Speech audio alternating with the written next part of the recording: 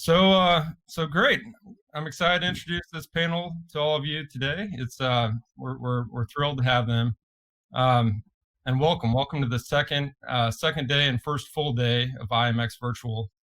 A few housekeeping notes to start off. Our exhibitors have spent lots of time getting adjusted to this, and they have done a great job.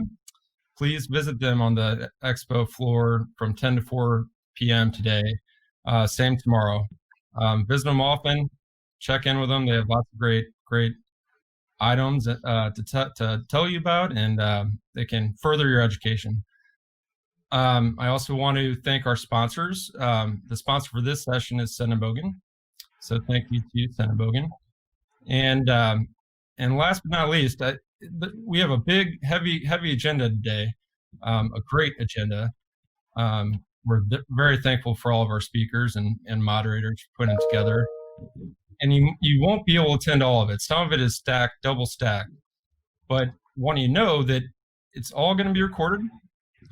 And for those speakers, it's also going to be edited after, and then we are going to post it onto this site, and it will be here all the way through Thanksgiving. So you'll have plenty of time to come see anything that you missed.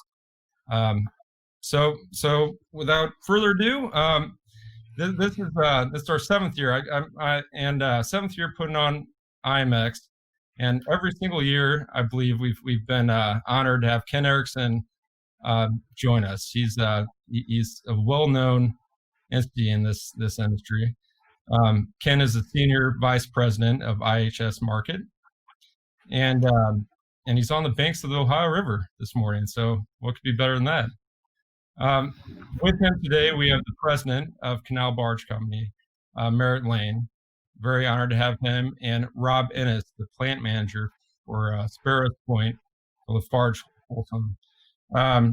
Also, Rob happens to be the chairman of the Inland Waterways Users Board. So can't imagine a better panel. Ken, I'll transfer it over to you. Well, thank you, Spence. This is really exciting to be a part of the IMX. It's disappointing we weren't doing this in May, but as we all know, the world's changed, and kudos to you, Spence, and your team to bring forward this event and keep it moving forward, try to bring some momentum, have a conversation, and then give an outlook here. And this panel is going to be great as we look at the different aspects of what's taking place on the waterways, what's the big picture in the global sense, and then how do we drill it down to the various aspects of activity. I'm going to give a big overview of what's going on. If you will, James, go to the next slide. Spence already introduced all of us who will be speaking today. And on the next slide, we'll just give a little background where we're going on the next one about the state of the barge industry. I want to introduce you all to IHS Market. At last year's show, it was announced that we were bought by IHS Market. And it's been a fun place for us to come to. And then we'll go into a macro discussion, look at the fluidity of the U.S.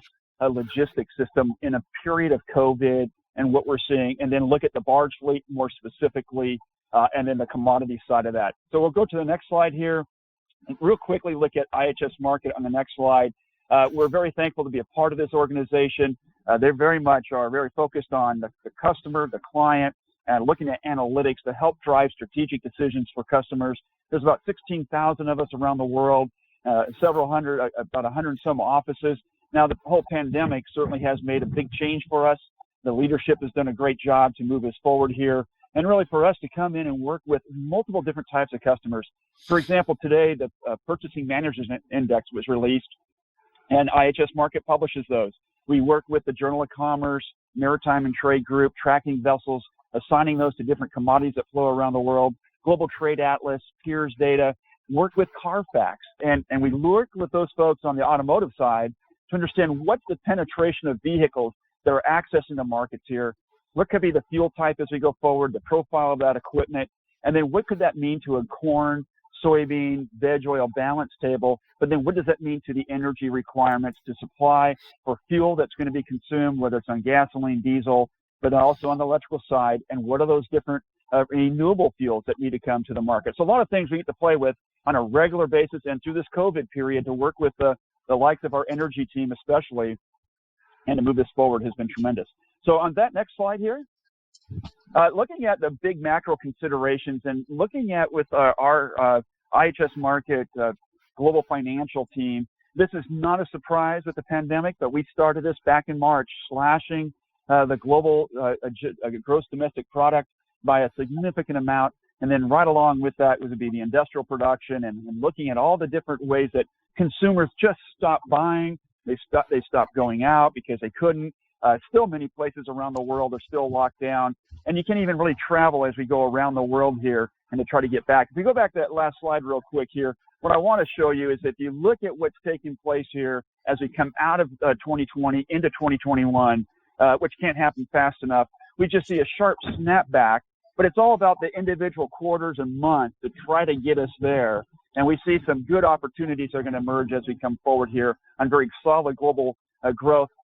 Have some sort of challenges around the pandemic and certainly with any kind of vaccine that will come to the market here. So looking at the next slide here, this is looking at the big picture, and this is important for the river system as we look at global ocean freight rates. And you can see what happened during the pandemic period here. Rates got real low, and then they snapped back as China started to reopen and started bringing in more coal, more iron ore to try to get the economy going again. And then once that settled off, we started seeing it stabilize, and then just recently it's popped back up here, and we're looking at very strong movements of different types of minerals and iron ores, especially in the Cape-size vessels. But if you look at the ocean freight rates to move grain around the world, it's kind of the benchmark. You're looking at the United States in particular.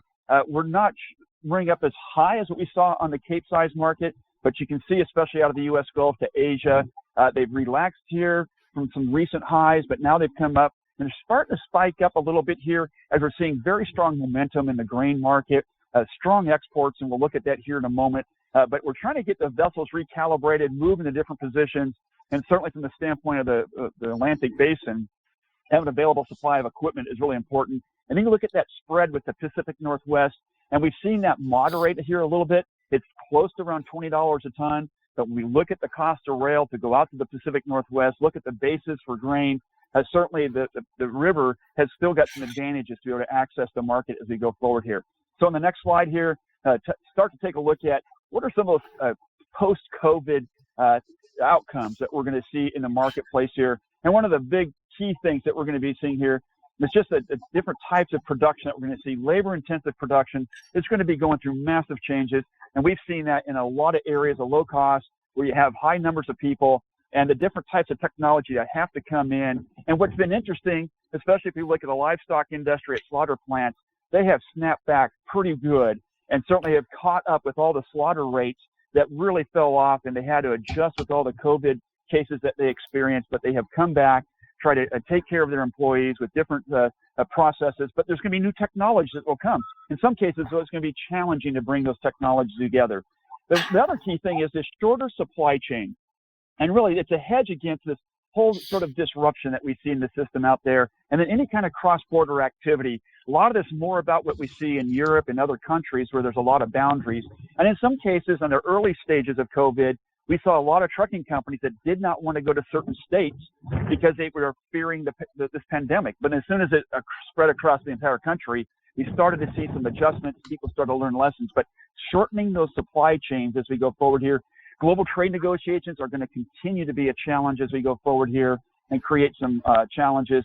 And then I think if we look at the kind of the last point here, price volatility is going to continue to be a theme in the commodity markets in particular. We're seeing that in the grains. We're seeing that in the energies, although the energies seem to be balancing out and running around on crude oil around that $40 mark here. What's going to be interesting is what happens in the next year as we snap back the economy. We've consolidated some of these business operations. They're not in operation. And what happens when we do see the economy comes back? How fast can things snap back? And that's going to be a challenge. And certainly that's where we can see that extreme volatility start to pick up as inventories get drawn down and challenges to come into the marketplace here. So go and look at the next slide here and going and look at kind of the logistics pipeline in the period of COVID. As we look at this particular construct, and I bring up that shorter supply chain again as a hedge against these sort of interruptions. You know, the veins of this commodity supply chain body, if you will, is really the transportation. And we remind commodity traders, you're not trading your commodity, you're trading freight. and it's very, very important. But in this period of this COVID, the need to try to adjust fast and to make it happen was very challenging on two fronts. One, to go from a high efficiency, but to also get high delivery time, fast delivery time, you had to move up from the maritime, the barge, truck, rail to truck, and get into that air cargo. And we certainly saw a lot of adjustments. And being from Memphis, we have a little fly-by-night company called FedEx, and being on the banks of the Mississippi, or Ohio River, across from Louisville, they've got UPS. They have been running very, very strong to try to keep up with these global supply chains and make those happen, because we've seen those consumer responses change place. Now, what's interesting is that you did get less fuel efficiency in this, and certainly some sustainable factors start to wash out. And the most sustainable movements, at least within the United States, is the river industry to move by barge. And certainly, as you start to come back, we can start seeing some better processes there. You start to realize those sustainable opportunities. But the other key aspect to this is, unlike some other countries in the world, there's natural social distancing.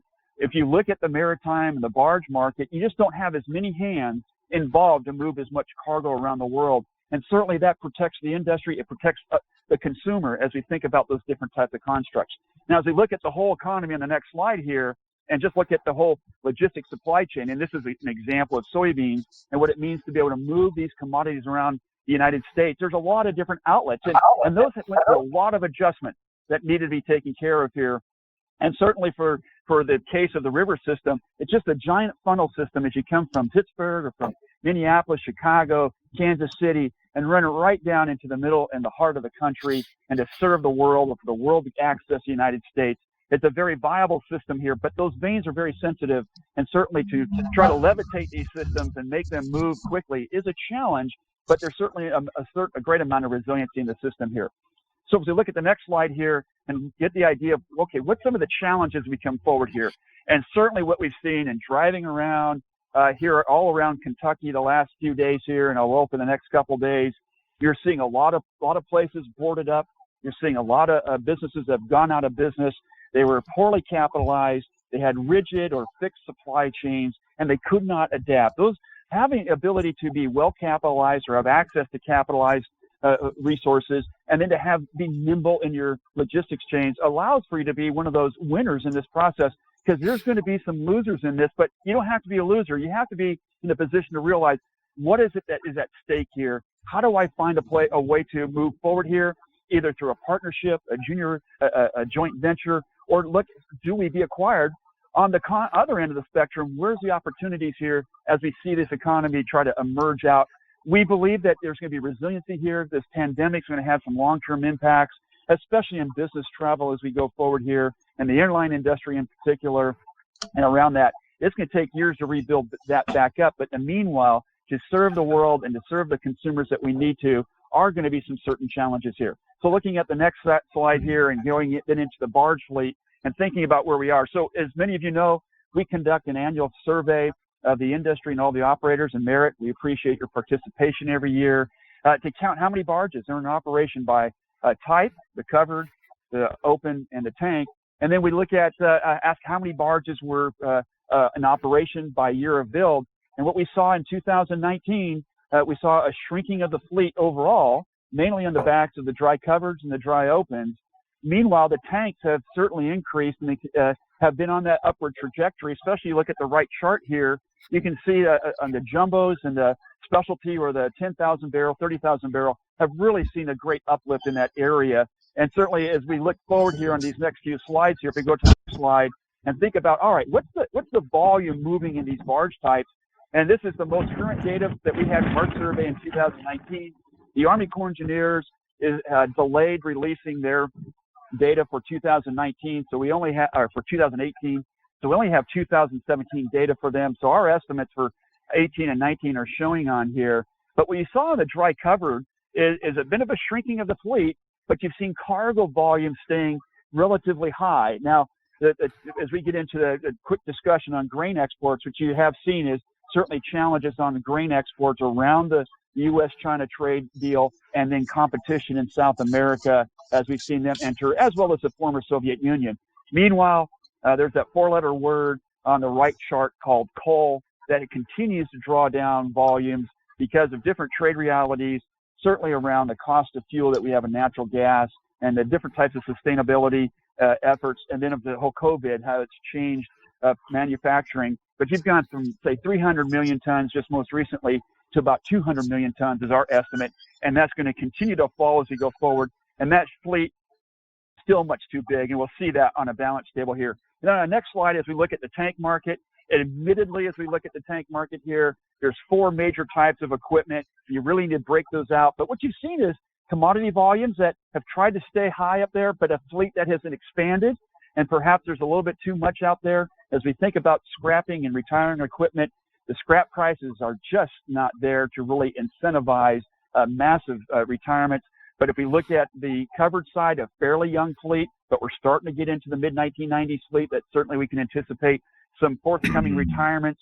And then on the open side, we would anticipate you need even further retirements and scrapping. And then there's a mix of barges on the tank side that would need some. So looking at overall volume, certainly if we go forward on the liquid side with what's going on with the pandemic, we foresee quite a bit of a drop in that area. But overall, the fleet has shrunk, but the volumes are steady that needs to be moved. But mainly the growth has been on the ag side. And if we look at the next slide here and start to get into the commodity side of things, but you see, number one, if you look at the monthly data from the Army Corps of Engineers, you can certainly see that trend that's come down here since COVID hit, really in the March period. And this is data through June, and that's certainly that downward trend. Now, grain had been doing fairly well until the U.S.-China trade deal, and then, but now we expect as we go forward, we're going to see some growth on that.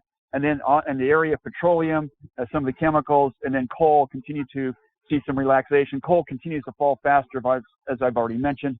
I will say, at least on the covered side of things, just remember some 60% of the volume that moves in a covered hopper barge is ag related, whether it's the grain, soybeans, the products, DDG, soybean meal, and fertilizer that is moving in there, in lime. But also as we think about on the ton miles, it's actually a greater portion of the volume if you were to look at this on a ton mile basis here. Now, looking at this next chart then is think about what's going on in the ag markets. We are forecasting for 2000 at IHS Markit, we're forecasting grain exports to be record large at nearly 5.8 billion bushels. And that's a sharp increase from what we've had just 2 years ago. Again, China, competition, and trying to reconfigure these markets. Now, China is coming in and buying a lot of soybeans and a lot of corn. And we've bumped up the corn imports for China, for example, from 0 immediately through their TRQ level, tariff rate quota of 7.2 million. We're at 18 million today, likely to go to 20. And for next year, we would anticipate 25 million tons of corn imports from China from all sources, Ukraine, Brazil, United States. But nonetheless, they're certainly buying a lot of grain, and a lot of soybeans are moving to China as well. And if you look at the gut slog period for exports during October, November, December, so starting tomorrow for the next 3 months, we see that the system is in a position to handle the volume. This is very similar to 2016, 17 when we had record volumes then. And we're looking at a composition that's fairly similar that needs to be moved. And I know Merritt's going to talk a bit about the Illinois Waterway, but we are seeing a fairly open navigation where we are today as compared to a year ago. And we're seeing some opportunities for water levels in the lower Mississippi that are going to be able to load vessels. Same thing in the PNW. It's fairly open as we go forward here to see this program come together. But any glitch could really back things up here as we go forward. On the next slide, we're going to look at the supply and demand for the barge types. Real quick, we'll look at this. If you look at these slides, we've got both the tonnage index and the barge fleet size index. And if you take a difference of those two, it's really a pressure index of looking how much pressure is the fleet under. Now, the covered fleet is still fairly large, but we have been seeing some bumping up in the volumes that wants to move. And certainly as we look at the movement between grain that wants to go to the Pacific Northwest versus the Central Gulf, out of the Central Gulf, you're serving 3 dozen countries. We're out of the Pacific Northwest, you're really hitting about a handful of countries. A big difference, but it's important nonetheless as we look at how the system needs to handle the volume that we see. And we would expect that next year could be yet another export year for grain exports from the United States. But meanwhile, given where we are on all the other types of commodity movements on the river, industrial goods and construction, I know Rob's going to talk a bit about that on the cement side and the housing. We're not seeing as much demand for those covered barges, and our freight rate forecast is not robust in the sense of high growth. We're seeing a small spike here in the fall, as you would normally expect, but maybe you could find pockets of a sudden sharp rise, but not overall for extended periods of time. Now, if we get into next year, we could probably find some more firmness as we go into the next crop marketing year. Looking at the other barge fleets in the next slide here, then the left side is that open barge, and that coal volume just continues to fall, and there's just going to be need to see a much smaller open fleet as we continue to go forward here. And on the tank side, as we try to readjust and come out of what's going on with the COVID and try to see what becomes of our energy infrastructure and the need to move the volumes that will come back as we see the economy improve, that's going to be very critical as we see on the petroleum, crude oils, the refined products, and then the chemicals. And we have seen some good movements around chemicals despite some of the other liquids that are moving here. And so you're seeing a pause on some of the need to build some equipment, just given what's taking place here and the amount of equipment that's tied up. With that, I appreciate the time to present where we see things going here. I'd love to talk to you more, but we want to get over to Merritt Lane, who's going to give us a view from the operator. Merritt, I'm going to turn it to you now. All right. Thank you very much. It's good to be here with everyone. Just need to get my slides put up. There we go. That's not the first one, though. There we go. Terrific. So clearly 2020 has been a uniquely challenging year, and I'm going to talk about that from the operator's perspective. I'll start, let me see, can I advance? I'm going to start with a little bit of a dad joke. So a man walks into the bar and orders a Corona and 2 Hurricanes. So the bartender says, well, that'll be 2020. And absolutely, that is what 2020 has been, although if the joke had been written more recently, it might have said 4 hurricanes or something like that. We've had a very active hurricane season here in the Gulf. We spent the last 6 to 8 weeks preparing for and responding to and getting our logistics back together after multiple storms that have affected this kind of the broad sweep of the Gulf intercoastal waterway and lower Mississippi. So I'm not going to talk about that anymore. I'm going to focus on COVID-19, and I'll wrap up with the Illinois River closure. First, a quick commercial on Canal Barge. We're one of the largest and most diverse privately owned marine transportation companies in the U.S. And I particularly like this picture because it's a mixed tow that shows a little bit of everything we do. You see tank barges, open hopper barges, and then out on the head you see some ocean-going deck barges with some project cargoes. It's rare to put all that into one single tow, but that's something that's very representative of the sweep of what we can do. Just to fill in the rest of the blanks of kind of what we consider our smart diversification strategy, we're one of the largest liquid cargoes carriers. We're a mid-sized dry cargo carrier. We're one of the leading deck cargo carriers. We have the leading harbor service up on the Illinois River, Illinois Marine Towing, wholly owned subsidiary.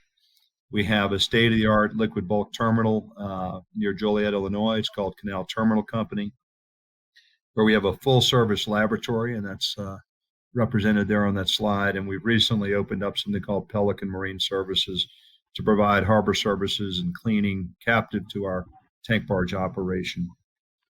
We've been having a fun year despite the challenges working for NASA. We've kind of been NASA's barge line. We've been pushing around a lot of their space equipment in their specialized barge here. And this is a shot of us loading a component that's going to be part of the Mars rocket program, just to give you kind of a range of what we do, everything from the most basic of materials all the way to space age materials. So getting into COVID, and I'm going to look at it from kind of how we have approached it at Canal Barge Company. We really see it as an extension of the way we've dealt with safety and wellness for our people for some time. We've established 2 major pillars. The first is called Care for People. It's the company's obligation to ensure that our facilities and vessels employ best practices to keep our people safe and well. And we're very committed to staying up to date on science-based knowledge about the virus. We meet with folks from Tulane School of Public Health, Ochsner Medical System down in New Orleans, as well as our company doctor, who's an occupational medical expert. So we see everything from the broad sweep of the pandemic down to the individual case and getting back to work. And that's important to us to be as fact-based as we can. The second piece is people who care, and that's our expectation for our employees to exercise personal responsibility, to be disciplined, follow our protocols, and practice safe COVID protocols at home as well. To date, out of roughly 940 employees, we've had 37 positive COVIDs company-wide. Fortunately, none of them have been serious cases. We have not had any real impact on operations. And the long majority of those cases were developed at home, not at work. And that's important to us. We really want to have a goal zero approach to folks getting sick at work. Like all of the folks probably on the call, we went to full remote operations for a period and then have slowly come back to where we're now about 75% back in office. We have a bias towards that I'll explain later. Certainly, we're all very proficient at Zooming and Microsoft Teams. We've done everything from daily meetings, staff meetings, all the way to town halls, company board meetings, safety meetings, the like, using that technology. And it's been amazing to be able to do that. We've adjusted our crew change protocols so that our crews do questionnaires before they leave their home. And when they do come aboard the vessel, they're stopped, put through another series of questions. We take temperatures and we make sure that they're safe and good to go. We've reduced the amount of commingling of crews over time, and we've also established some protocols that minimize our interaction with vendors. We're trying to do everything at distance. Ashore, we have a daily questionnaire app that 0700 every day you get a text that says, fill out this questionnaire, which is our way of reminding folks to follow all the protocols, don't come to work if you're unsafe, and it gives us a little bit of contact tracing information as well. We've done a bunch of upgrades to our headquarters building. We were putting in new air conditioning anyway. We've upgraded it for COVID and the way that the air flows around. And we've got technology in every conference room because we assume that Teams and Zoom will be a part of our life going forward. Lastly, we actually stood up a business continuity team for this crazy virus in China in January. We'd heard about it. We realized that our continuity program had been exercised for many kinds of crises, but never a pandemic. So we started doing it as a drill, only to find out that it wasn't a drill. And we've been having two times a day meetings for months that are now 2 times a week meetings to maintain the continuity of our organization. Give you a quick brief report on the market from my perspective. The toughest part of the year has really been in the second half. And unlike some prior downturns where we kind of did it to ourselves with excess supply, this is mostly demand driven. In general, cargoes tied to energy are down, and those tied to food, packaging, and household goods are stable, and in some cases up in the case of cleaning supplies. So refined products and feedstocks in and out of refineries are down. Chemicals are relatively stable. We move a lot of isopropyl alcohol by barge, and that's actually moving to a greater degree. Black oil and crude oil is certainly down. The dry side, as you can say, coal is down. Similarly, pet coke that comes out of refineries is down. Steel is down. Grain looks to be solid volumes. Crushed stone, you'll hear more about this probably from Rob, but we move a bunch of construction aggregates, and that stayed fairly stable. And riprap is actually up. And I think that's because the river has been high for the last couple of years, and a lot of Corps of Engineers projects have been delayed, and now they're getting done in the lower river. Everything tied to the oil field is way down. Industrial facilities that we are a part of moving components into, if they were started, they're continuing, but if they weren't started, they've been moved to the right. It's hard to see what the backlog is going to look like over the next several years. And then, unfortunately, because of the hurricanes, we have a little bit more work and post-hurricane recovery and repairs. Um, Zooming out a little bit, I did a little bit of research and found that McKinsey and Company, one of the good think tanks, has talked about 5 forces of COVID-19. And these are the 5, and you can read it on the screen. I'll walk through each one briefly. The first one is about demand drivers, and essentially a reduction in mobility, low consumer confidence, and the impact of technology are key demand drivers. I think it's interesting that discretionary mobility is down about 40% in countries that have not yet controlled COVID. And in general, people are returning to a simpler lifestyle. There's less urbanization. Folks are leaving some of the cities. Folks are spending more time at home. And certainly all of this uncertainty drives indecision. And so people are saving more, investing less. We certainly see corporations investing less, holding on to their cash. Hard to say what's temporary and what's permanent, but certainly it's predictable that business travel is going to stay down for a bit. It'll probably be a while before we have large gatherings, and I think some element of remote work will continue. And so commuter traffic and all the things that drive transportation fuels, some of that may actually leave the economy more permanently. Things we watch to try to keep an eye on kind of predictions of near-term future are passenger counts at the airports through TSA, refinery utilization, rail car weekly loadings, and other indicators of consumer confidence. And my personal belief is that some of the key things we'll be looking at this fall are: how's it going with back to school? How does COVID coexist with flu season? What's going to happen in this election? Will the reopening of the Illinois River happen timely? What kind of winter weather will we have? If folks are driven indoors more, or the river freezes, those will be big concerns. And then what's going to happen with the vaccine? COVID has certainly altered the workforce. It's proven that a lot of jobs can be done remotely. There's good and bad in that. For some of us, the blending of work and life has been a way of life for a long time, but for a lot of folks it isn't, and it's tough. It's been emotionally draining on a number of people. It's driving a greater divide between high and low skill jobs. Certainly, in our case, I don't think it's going to affect mariners quite as much.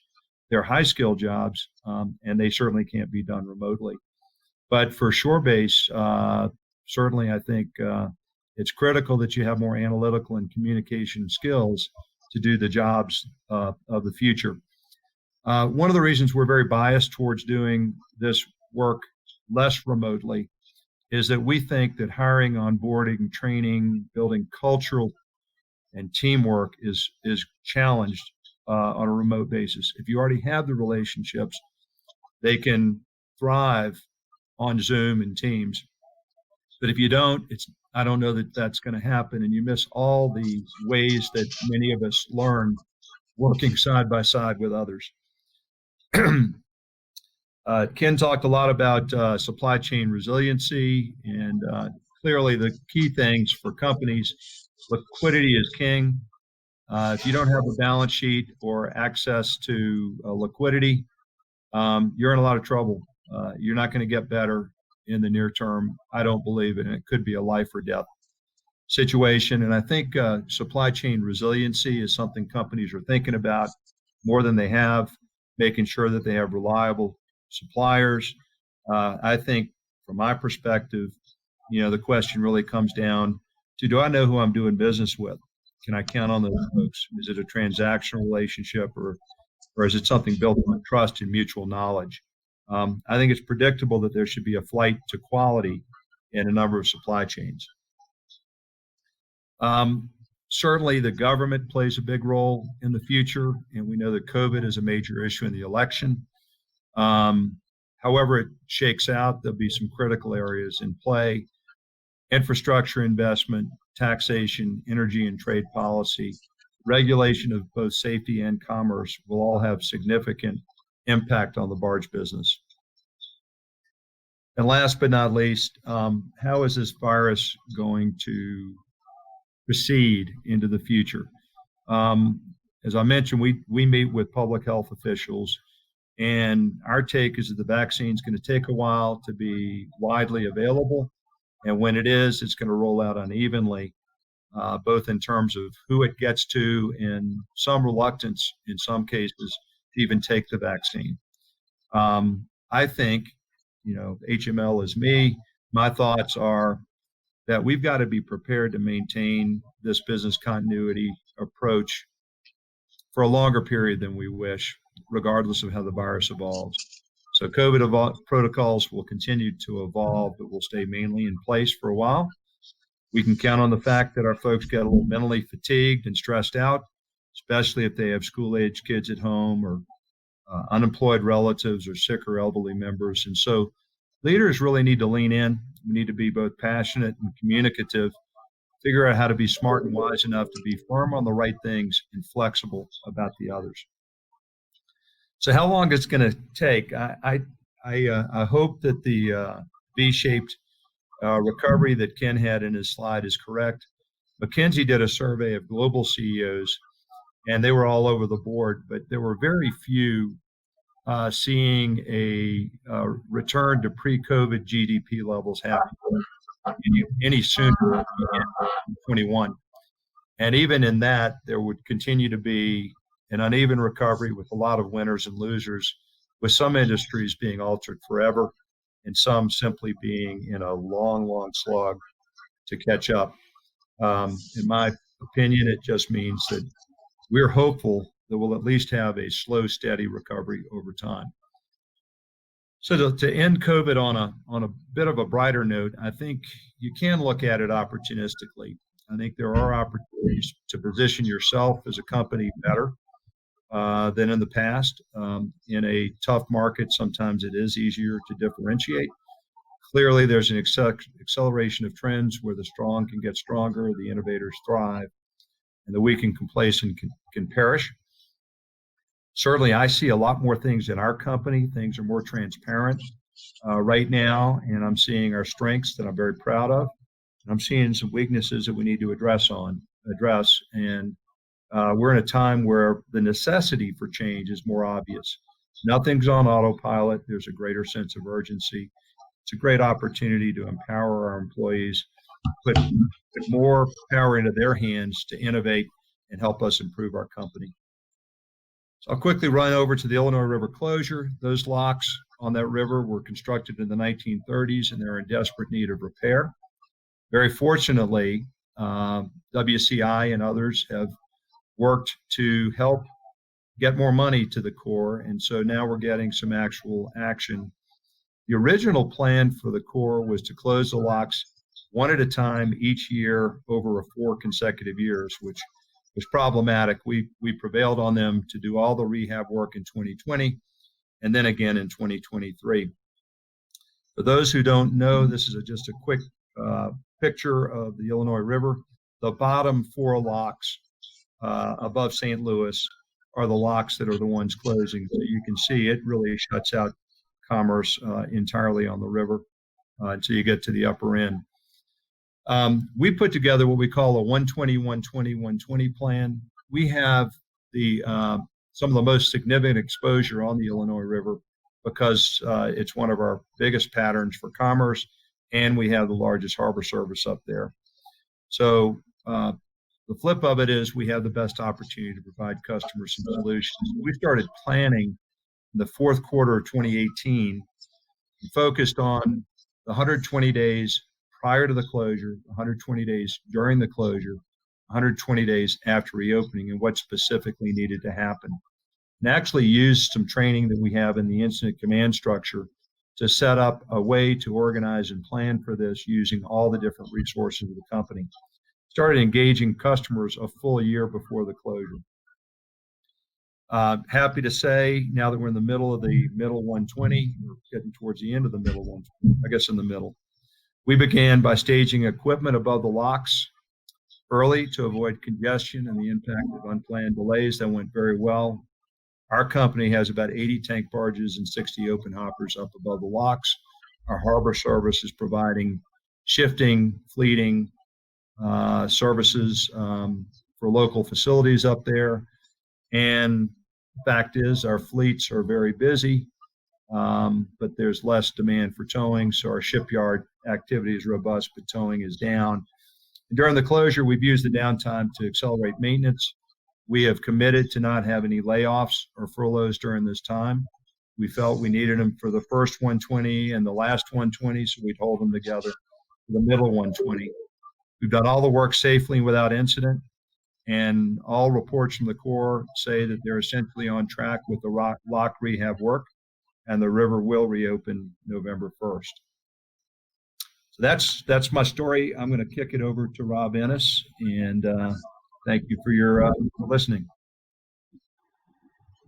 Thanks, Merritt. Thank you, everybody, for having me, and appreciate the time.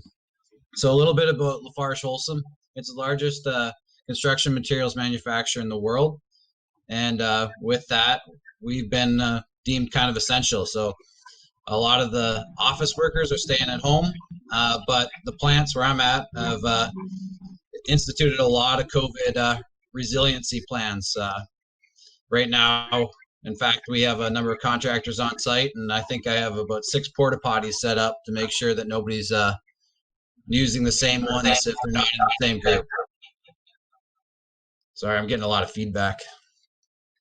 But there's communications, and we have a business resiliency team here at the plant that is meeting on a daily basis to talk about, how we're going to handle the number of people coming in and out and what that looks like. So it's questionnaires, it's temperature checks, it's masks, it's everything you can think of. It's sanitization stations, and it continues from there. And we've been very successful and not had any positive cases here at the plant, and very few across the country here in the U.S. One of the big things, though, for LafargeHolcim is we just announced our net zero plan, and that's net zero CO2 by 2030. So we're very excited about that, and moving forward with that, that's going to be a key factor to what we do and how we operate as a company going forward, and what we see as the future of the environment and also the industry. And now I'll get into more about the construction industry and kind of what's happening. All this information is basically from the Portland Cement Association, and it's looking at what the outlook is here. So Ken shared a lot of this, but obviously the consumer confidence and consumer sentiment have taken huge dives as COVID has come in, and we've seen 20 million jobs lost overnight. And we're just, what's going to happen and how with the returns that we've seen, now that we're coming to that point, what's going to happen, right? We're starting to see increases back of more mobility, but also increased infection. So that is going to be an interesting factor as we go through this into the flu season. What's that going to do to consumer confidence and the consumer sentiment? CARES Act has been hugely successful, right? But what happens next, and where does that go? And so funding is going to be huge. What is the government going to do? How is it going to support individuals, businesses, and the states? And that's a very interesting one, especially for the infrastructure side for LafargeHolcim. We were meeting with the governor of Maryland in July, and he was telling us that they've lost $2.5 billion in tax revenue. That was in July. So as this moves forward, I can't imagine what else, how much more they've lost, but that is a huge factor for road construction and other infrastructure projects that they have. And that's going to be a major factor in how we come out of this economy, this shutdown. So we saw the change in unemployment, and we've seen that come back with the CARES Act a little bit. But with the subdued demand, many small businesses are going to close by the end of the year. and scarring the moderate and future growth. We're going to see that really slow down. And the economy as it started back with the CARES Act, but without the HEROES Act coming in next, I'm not sure how that's going to move forward, and without that federal support. So with Ken showing this a little earlier, there's kind of two recoveries that we're looking at, the U and the W. And you'll see this, the U is showing a 2022 before the GDP is back to where it was. And the W is not seeing it until 2023. And you can kind of see how that it's delayed out. There's also some looks in the future here that we look at what the vaccine does for that, and also when does the vaccine come out. But Lafarge Holcim's looking more at the possibility of this being a delayed recovery depending on the funding scenarios that we've seen from the federal government. Unemployment, it doesn't look like it's going to be a long-term issue, but it's going to hurt, and it could hurt, for a long time, for a significant period of time. When you talk about 2 years in somebody's of unemployment, that's a long time to be out. So looking at that W doesn't look that favorable, not getting back up to the employment numbers that we were currently at until 2023. It's kind of a scary proposition, and not getting down to the percentages that we were at, or even to those, by 2025. So that is going to be a major factor in what this economy looks like. Now, getting into the cement trends, year to date, you've seen overall it's 2%, but what you're not seeing is we started off the year gangbusters. Up until March, we were setting records. Everything was moving, and it took until basically July until we started to see that downturn. And July and August have been way below what we've seen in the last year. So we're going to continue to see that reduction as it moves forward. The start of the year really carried this, and it's just going to continue to go. And we're going to see an overall reduction, largely in the key months that we would normally see. June through October has always been the key months for construction, and we're not going to see those big upticks that we normally have seen, and it's going to continue to hit us going down. So with that, mortgage rates and mortgage starts and housing starts are key factors of the construction industry. And although mortgage rates are way down, lowest we've seen and ever, and that is allowing the housing starts to stay where they're at and the reduction that we've seen, but it doesn't seem to be pushing it. That with the rates that we've seen right now, we would normally expect this to be a skyrocketing market for housing starts, and it's just not getting there. And we're waiting 2023, 2024 before we're seeing those get back up to where we were this year. The biggest impact, though, is in the non-residential. It's with the business community, and that they've reacted. I mean, with COVID, you've seen the reaction almost immediately. Businesses decided to have made changes and slowed things down. Projects have stopped.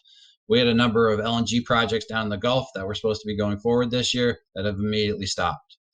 And so it's really dependent on the funding from the federal government, what's going to happen, and how that goes forward, and also what happens with the consumers. But we could see this take all the way to 2022, maybe even 2023 before we see those get back up. And also with the lack of gas being burned, with the transportation being down, we're starting to see the oil and gas drilling backing off, which is a big area for cement and construction materials. So states' revenues. This is an interesting one. This was done in July, and we're looking at this now, but I think we're going to continue to see those revenues decline all the way through the end of the year. And you can see some states with some really large declines, over 6%, and those are going to have major impacts on what they're going to be able to do with infrastructure. And we were already looking at failing infrastructure and needing more work and needing more roads and different throughout. And with this, when you're looking at these graphs, you're not seeing anything that leads you to believe that there's going to be that influx of cash that's going to lead to the ability to continue on with that. So it's going to need that lift up and that movement forward. And so we're talking about some cement consumption, and you can see that pretty much across the board, we're seeing almost a 4% reduction in 2020, possibly almost a 5% reduction.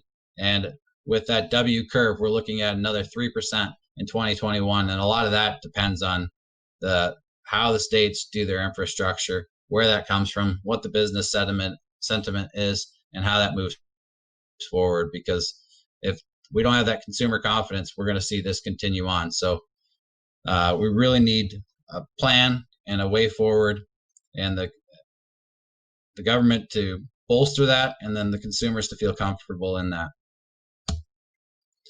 So as I've already talked about, there's really two key critical unknowns, and that's, is there a vaccine, and what's going to happen with federal economic support. The HEROES Act passed the House but not been advanced in the Senate. There's no doubt the CARES Act has had that significant impact on the economy to date, but the delays in the stimulus and how it's allocated are going to have dour impacts on the economy and the recovery. Funding with the states will be critical, and we already talked about that with what I saw in Maryland there. But the vaccine, and what will the vaccine do? When will it hit? Will it reduce the death rate, and how widespread will be the distribution? For this look, we're looking at the vaccine not being available widely until 2021 third quarter. And you can see it really peaks. It makes a huge difference, that vaccine, and when it comes out, and how the GDP grows and where it goes. And they're seeing that big bump up in GDP growth, actually above where we were with the vaccine. So the vaccine is going to be an integral factor to the economy and moving forward. And with that, it'll have an impact on the unemployment rates and the employment, the amount of jobs that are out there. So that vaccine moves that U curve and W curve to almost a V curve, right? And so that vaccine is making that change and turning this into a V rather than a U if it's done effectively and out efficiently by sometime in 2021. Now, moving on from the construction industry and then looking at the Inland Waterways User Board, this slide just basically states what the Inland Waterways User Board is. It's basically an advisory board to help with the Inland Waterways Trust Fund and how that money is spent with the Army and Congress and putting the investment priorities together. And the director of the Civil Works and the Assistant Secretary of the Army, as well as the interagency observers from NOAA, agriculture, are involved in that as well. And with that, one of the key things that happened this year is the CIS, the Capital Investment Strategy, was put out. And so that's going to be coming out. It's at the Office of the Assistant Secretary of the Army right now, and hopefully we'll be going to OMB here in the near future, and we'll talk a lot about that. But as we look at that, the aging infrastructure of the locks, so this is the 2020 profile, when we look at over 80 of the locks being 69, or over 69 of the locks being over 80 plus years old. And just look at that, there's only one lock that's less than 9 years. So you can see the back end of this, the lock structure is very old and is going to need a lot of maintenance and a lot of rebuilds with that. So when we're doing this, we're looking at the capital investment strategy. And I have to admit, I was surprised by the length of time that this took and the amount of meetings. We had a number of meetings and a really good group of people from the industry and also from the Corps to put this together. It was mandated in WRDA that it happens every 5 years. The last one was revised in 2016, and it's developed in coordination with the user board. It's not binding. It's just a planning framework. But we looked at 3 different scenarios in this. We didn't want to be subject to just, hey, this is what we think should happen. But with the way the funding has happened for the inland waterways with the trust fund, over the last, I think it's 7 or 8 years, we really haven't seen it being a 50-50 split with the trust fund. It's been closer to 30% trust fund dollars and 70% government funded dollars. So with that, we didn't want to be structured in the fact that it would be a 50-50 split. So we came up with 3 different funding scenarios, and the Corps was amenable to doing that and putting those different scenarios together. We didn't make assumptions on how that was going to happen. We just had 3 different scenarios to look at that. And as I stated, it's with the ASA right now. And we'll see what happens, and when we're not really sure when that will be finalized and go through. So this year we did it a little differently than it had done in the past. A lot of times it had been discussions based on industry knowledge, core knowledge, looking at BCRs, looking at the possibility of failures, and moving forward just with the knowledge with the people that were sitting around for this for the capital investment strategy. So this year we wanted to make it not as I guess the best word for it is just impartial. We wanted it to be based on a rating system. So we looked at 4 different areas to do that, and those 4 different areas are here. There's the economic, there's the reliability and condition, there's the lock utilization, and then there's the national significance. And so all these are rated, and then with that rating structure, it was rated by the people on the Corps and the industry folks, and that rating structure built up what was going to come from that. And I have to say I was very pleased with what came out of this. I don't think there was anything out of the box. There's nothing that jumped up and said, hey, we didn't even think about this one being on the top of the list. Everybody kind of agreed that this was the top of the list, and it kind of gave us a way to look at the top priorities for the future. And so those are the 3 scenarios. The baseline was the $240 million. That's about $120 million in trust fund dollars. And then there's the $400 million which is per year. And then there's also, which is closer to what we've been doing over the last 7 years. And then there's a 10-year construction period, looking at what could we get done if we did this all in the next 10 years. So, and this is what came out, the new construction sites. I realize I'm running up on my time here, so I will get moving here. The key findings, we're adopting a 5-year budgeting for navigation, continuing contracts clause, and fully funding projects, developing a strategic system life cycle inland navigation framework, which includes the revised major rehabilitation, and develop a national navigation model. This was one of the big ones, looking at the impact that the river has on the country, right? Because it's not just looking at the traditional BCR, but what other factors go into it, what's behind it, how hard is it if something fails on the river to get that onto rail, onto a truck and moving it, and can you move in those volumes? All right. We've seen a real impact with COVID on the trust fund. We're only looking at about 80 million where we would normally be about 90 million or 100 million at this time. So we're about 20 million behind in trust fund dollars. So this is just proving that the inland waterways is not immune to the impacts of COVID. I already kind of talked on this, but this just shows over the last six years that the trust fund dollars versus the money spent on the priority projects is where it's at, and that we've only been using about a 31% share. And that's very critical for the CIS and getting projects done in an efficient manner. And what you can see with the increased funding has had over the last 6 years, we've seen the decrease in the unscheduled closures. Obviously, with the older infrastructure, we need more scheduled closures. Those will happen, like what we're seeing on the Illinois. But it's critical that we do these so that we don't have the unscheduled closures and we can plan around them.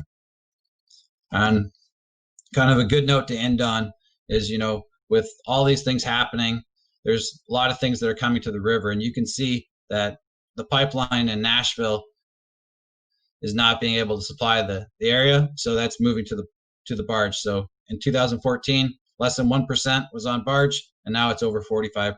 So there's a lot of areas in which the river can be resilient and gain that market share. And Ken, I guess I'll turn that back over to you.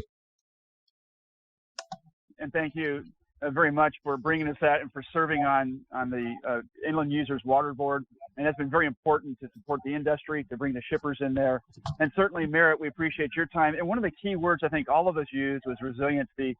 And one question we have here real quick is around that resiliency. And as you're engaging with your customers, and I'm out on the road this week meeting with customers, working on a project, and you get into a meeting, you're doing the coronavirus waltz, trying to keep that social distancing.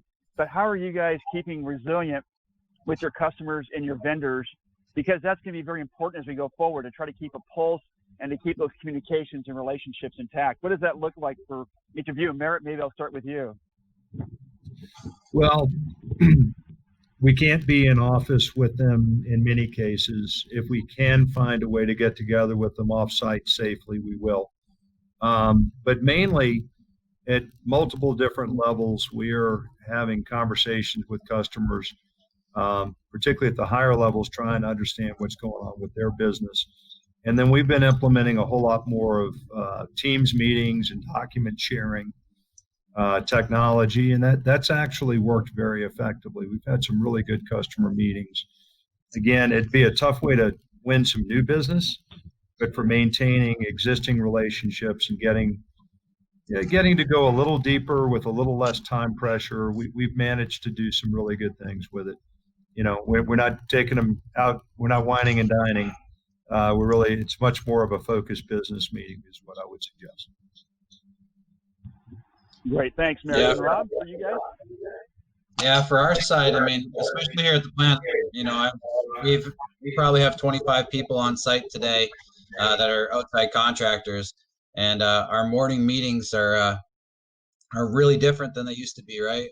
So we're outside, all socially distanced, and sometimes that's a little tough, especially yesterday. It was raining pretty hard here, so you got to bring your rain jacket and have those conversations. But it's really important when we're talking about safety in a plant environment to be out there and have those communications. So sometimes you just have to put it together and tough it out. But especially with our communication internally and also with our customers, we've done a lot of Zoom meetings, a lot of interactions about, hey, what's happening, how we're moving forward, and seen those to be pretty efficient and pretty good ways to move forward. The interesting part that I found is that what we like to do is try to open them up about 15 minutes before the meeting starts to still give people that time to integrate, talk a little bit beforehand. And, if they can, it works. It's great. Everybody can have a quick conversation. Then we can get into the meeting. But it still brings that, that first 5-10 minutes of the meeting where you get that opportunity to connect with each other. So that's been pretty integral to us. Yeah. Hey, Ken, I want to real quick thank you and Merritt and Rob. Really appreciate it. Getting the perspective of Canal Barge is really valuable. Of course, getting your perspective, Ken, is always great. And Rob, both from the Barge Wholesome standpoint and in the Inland Waterways Users Board, is really important. I think everyone can agree that both of your companies are essential, and more often than not, the customers you serve are essential too. I hope things get back to. We can all agree that we hope things get back going as quickly as possible, and in the absence of that we do get the support that we need to keep those markets and consumers thriving. So, or surviving, maybe is the right word. But So thank you all very much. We have two sessions coming up. They already started at 10 o'clock. One is titled COVID-19: What You Need to Know from a Legal Perspective. We have Fox Smith presenting that, and then Innovations in Propulsion. Josh Sebastian with Shear Group put together a great panel to talk about LNG and hybrid technology.